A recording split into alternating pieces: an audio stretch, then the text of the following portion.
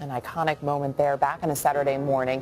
One of the most iconic images from the Oklahoma City bombing 20 years ago.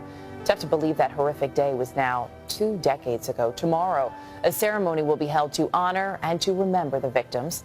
Among those in attendance will be the mother and grandmother of 2 children killed in the blast. NBC's Kelly O'Donnell is in Oklahoma City this morning with their story. Kelly, good morning. Good morning, Erica. The heartache here was beyond measure back in 1995. I was here covering the events of the bombing for today, and it was domestic terrorism that took 168 lives, including those of 19 children. One family affected by this has been on a very long journey through their grief that took some unusual turns. Once the favorite toy of 2 small boys, this carousel has been a grandmother's treasure for 20 years. They were just the light of our lives. Everything we did in our house evolved around those little boys.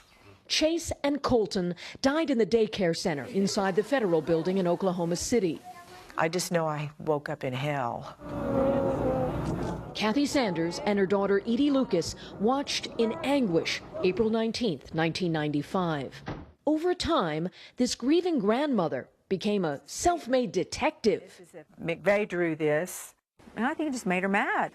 It did, and it just propelled her to find out the truth. She's got fire. She's got a lot of fire. Army buddies Tim McVeigh and Terry Nichols were convicted of killing 168 with their truck bomb. But Kathy was convinced evidence of additional conspirators was ignored. I was willing to dance with the devil to get to the truth. She pursued witnesses and retraced McVeigh's steps, even befriended the bombers' families. I remember the day my mom called and she's like, Jennifer McVeigh is at my house and I'm going to bring her over to meet you. It was all documented in her book, Now You See Me. Dear Kathy, through prison letters and visits with bomber Terry Nichols, Kathy's rage transformed. Listen to a phone call made public for the first time. Well, I love you too. You call me again in a few days. I just found that forgiving was the best gift I could give myself. With forgiveness, Edie says her life is joyful again too, raising her son and daughter. I haven't erased it from my memory, but I've moved on, and I'm happy and it's okay. Kathy's long search did find comfort. I've got a peace in my heart. I've got a smile on my face. It's changed my life.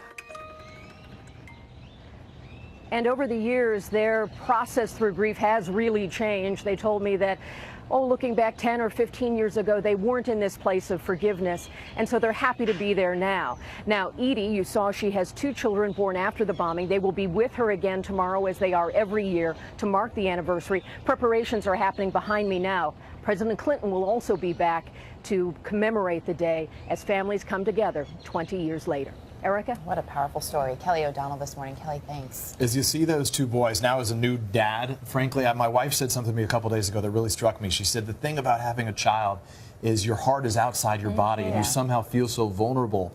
And just to see that experience that that family had, it's crushing. It's just so awful. Absolutely heartbreaking. And I guess you can't tell someone how to heal. So now 20 years later. It's such a personal journey. It's true. Somber anniversary.